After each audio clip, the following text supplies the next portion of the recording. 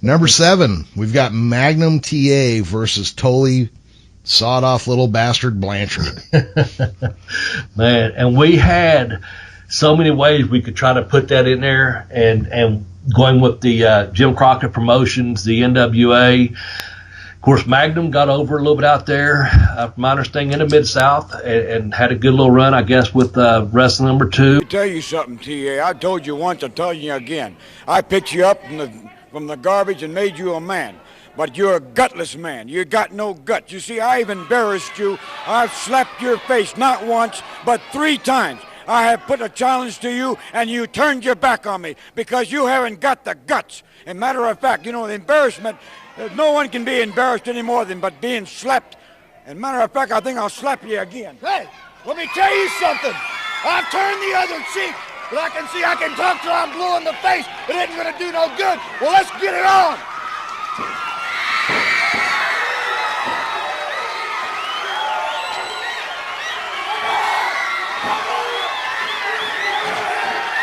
Oh, no.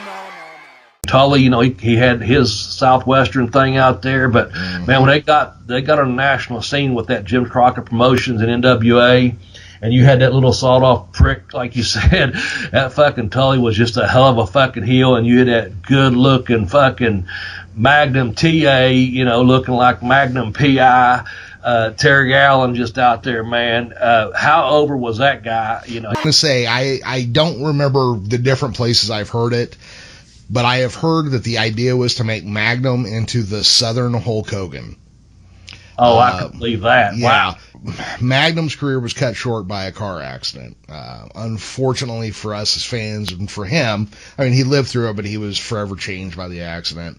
Well, 9 months ago, they gave me a 1,000,000-to-1 shot of being a quadriplegic the rest of my life, and I wasn't too happy with those odds. So obviously, I've overcome a lot of things and a lot of turmoil, but it's been a lot of hard work, and I've still got a long way to go. But I feel real good about what I've done so far. It was rather overwhelming, especially in the beginning.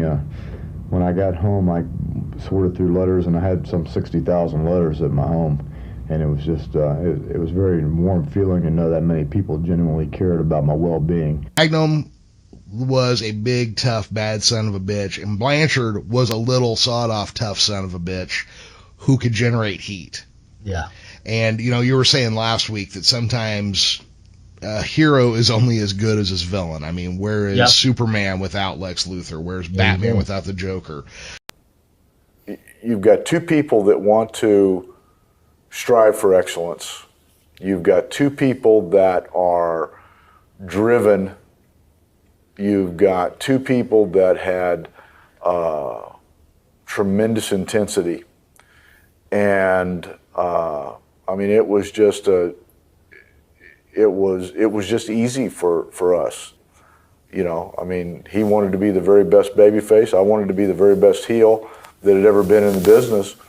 And you're striving to do that, and the intensity of the rivalry and the involvement of being the U.S. champion, and there was just great chemistry there that people got to view great matches every night someplace in the country for 8 months, and it was wonderful. Blanchard, he was a blowtorch, man. He was just constant heat. I still feel like slapping my TV sometimes when I hear his name, Yeah. He was great as a villain. Magnum looked great as a hero.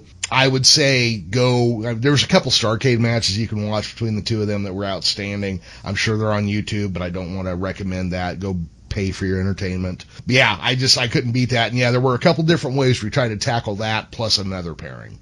Yep, we sure did. And I will say this, I had the privilege of meeting Magnum TA. I've met them both, but the most recent one I met was Magnum, which has been several years back, but it's one of those things that his story is actually inspirational after all. After the car wreck, it ends up, being a pretty good story. And I'm sure we'll be talking about Tully a lot more in this podcast as well, because man, we're just so impressed what a fucking heel he is, man, in the wrestling business. So, that's a hell of a rivalry right there. How did Magnum TA end up marrying your ex-wife? Because it just seems... You'd have to ask them now. Yeah. It's interesting that you were like his biggest rival and that ended up happening.